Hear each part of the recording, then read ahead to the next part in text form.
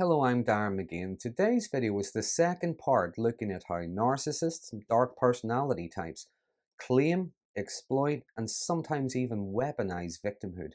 Now, in the previous video, I outlined how people with dark personality traits victim signal. This is highlighting their disadvantages, their stresses, and their traumas publicly. They also virtue signal, just to be seen as noble, caring, and decent. And when they do both, this is what's known as virtuous victimhood. And according to the research, this largely increases their ability to gain sympathy, attention, resources, and admiration. And sometimes they act as if this gives them the license to just treat others any way they want. So in this video, I'm going to outline some of their common tactics, how they exploit virtuous victimhood, and why they seem to get away with it. So if you find this video interesting, please consider subscribing to my channel. Now, just as a reminder, dark personality traits include narcissism, which is being highly entitled, highly disagreeable, and highly resistant to criticism. There is also a lack of empathy for others. Psychopathy, that is being callous and disregarding the safety and the well-being of other people. Machiavellianism, that's being manipulative and duplicitous. And lastly, there is sadism, which is deriving pleasure from the pain and the misery of others.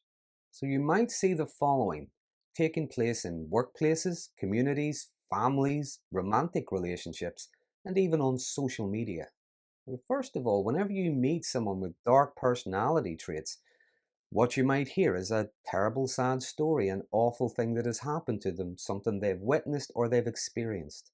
Now, I'm not suggesting that these things haven't happened, they may well have, but it's not uncommon for issues to be embellished, exaggerated, sometimes even just made up.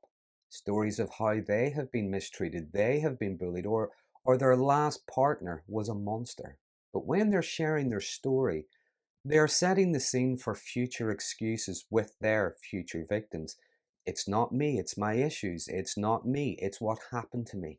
They're also making it more difficult for people to say no to them whenever they start making demands. Because most people are generally quite accommodating. They have empathy, they have sympathy, and they're often prepared to help others. So they play on people's consciences. Now, not only do they want people to give them things and to do things for them, they also want others to do things for them that make them look good. They might take over projects, so they delegate, they orchestrate others. Everybody else does all the hard work because they are so passionate, but they're also quite poorly. They can't do it themselves. Now, if that project, if that scheme goes well, they get to claim all the credit. But if it fails, well, it's the fault of everyone else who was involved. They might volunteer other people, make it really difficult for them to say no. They volunteer their partners, their kids, their friends, enroll them in things that maybe they've no interest in, or give away their partner's possessions to others that they deem as being more in need. So they get to look generous, helpful, altruistic, and if the partner complains, they look selfish. Next, any problems, any distress they experience is no responsibility of theirs. It's everyone else's. It's up to everyone else to ease their distress. They are helpless victims. If someone doesn't help them, doesn't give them what they want, well, what we often see is low mood, depression, huge disappointment, sometimes even outrage. The partner needs to be punished for being selfish. The company needs to get its act together or they will close it down. The charity needs to be shut down because they don't care about true victims. In conversations, they talk over the top of others, interrupt them, correct them, just to put their narrative forward.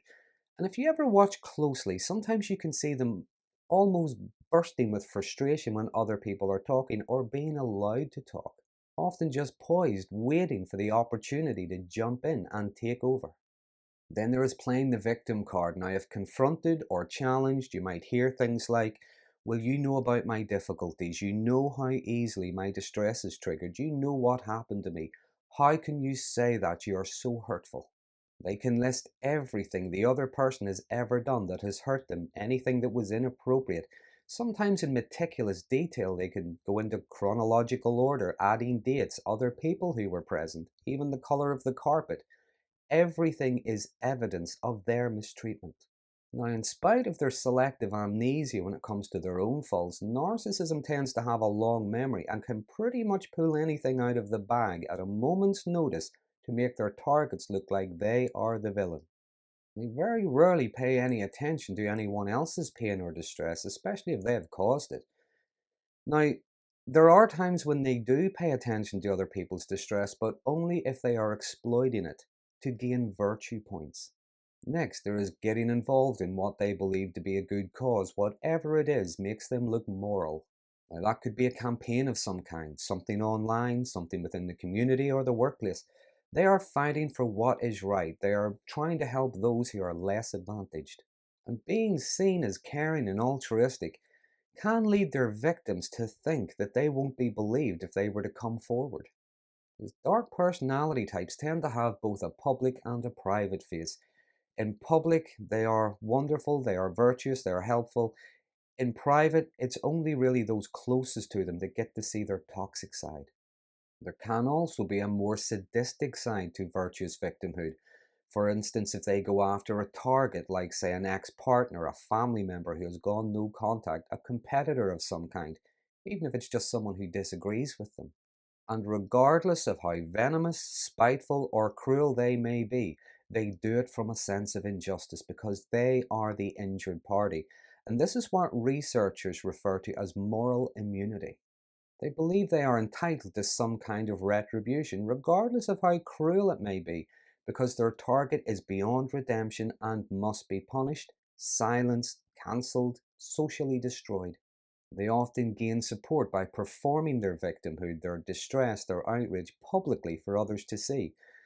In reality, what we're looking at there is narcissistic rage, psychopathic callousness, and sadism portrayed as victimhood. They put on public spectacles. Now, even if that's just on social media, they could be openly weeping to screaming blue murder. Another aspect of narcissism is they tend to thrive off drama. So, how do they seem to get away with all this? Well, first of all, everybody's going to experience pain at times in their life. Will experience disappointment, heartache, or unfairness. People with dark personality traits are no different. They go through things just like everybody else. But the research shows they are more likely to exaggerate their pain, exploit their victimhood publicly, and demand compliance, compensation, and vengeance. Many have had a lifetime to learn how to control and manipulate. Personally, I think social media has played a large part in this because dark personality types get to learn from each other. They also get to learn from genuine victims at a very fast rate. They have learned victim language. They have learned what gets sympathy. They have learned what shuts others down. And the more they learn, the more they do. Another reason why it seems to work for them is they use emotive arguments rather than factual, reasoned, or even principled ones. Victims, opponents are vilified. They either weep or scream over the top of them so that their story can't be heard. There is also both a predatory and a parasitical side to this. Don't forget the Machiavellian side of the dark personality, and this is being manipulative because people are more likely to share resources and support those who are disadvantaged. No one likes to say no to someone who's already hurt and in pain, and people do generally sympathize with and cheer on the wounded hero, the underdog, those who are fighting the good fight. In their personal relationships, they use their victimhood to emotionally blackmail and coerce their partners. Families and workplaces, they make things difficult for others. In groups, rational voices are often drowned out because they scream the loudest. They also weaponize feelings. Again, using emotive language, they play on people's fears, their conscience. They claim trauma when in reality they're just annoyed. They claim they're being bullied when in reality they might just be being held to account. They demand to be validated when really they just want to be indulged. Lastly, why do people seem to believe them when they play this virtuous victim card? Why do people not believe they're real victims, they're targets? Well, personally, I don't think they do. Now, there may be those who are naive. They've no reason to doubt them at first, but narcissism isn't really that hard to see through after a while. They always tend to expose their true nature eventually. But then there are those who collude out of fear, give them what they want out of fear. Maybe they fear they will be seen as bad, they'll lose their status, their reputation, or they fear they may be targeted next if they don't comply. And then there are supporters and enablers who are every bit as toxic as they are. But this is the thing about narcissism. Narcissistic people struggle to accept whenever they're wrong. They don't really back down, they don't change their mind, they don't acknowledge an error in judgment. What they tend to do is double down on their opinion, on their narrative, even in their support for others. To invalidate someone they were supporting, someone who's been exposed as toxic, to invalidate them might feel as if they are invalidating themselves. So, in conclusion, how is it they seem to win? I really don't think they do. I think they get away with it, and that's not quite the same thing because they can't get away with it forever. Now, if you want, you can check out my video on what happens when narcissistic people grow older, or you can have a look at my video on the narcissistic collapse. That'll give you an idea of what I'm talking about. So that's a brief outline of how narcissists, dark personality types, both utilize victimhood and virtuehood in order to get what they want. So always, there's many things I haven't included. Please use the comment box below. There are some interesting conversations started around these videos, and I do like learning from other people. But if you find this video interesting, please consider subscribing to my channel. And until next time, thanks for watching.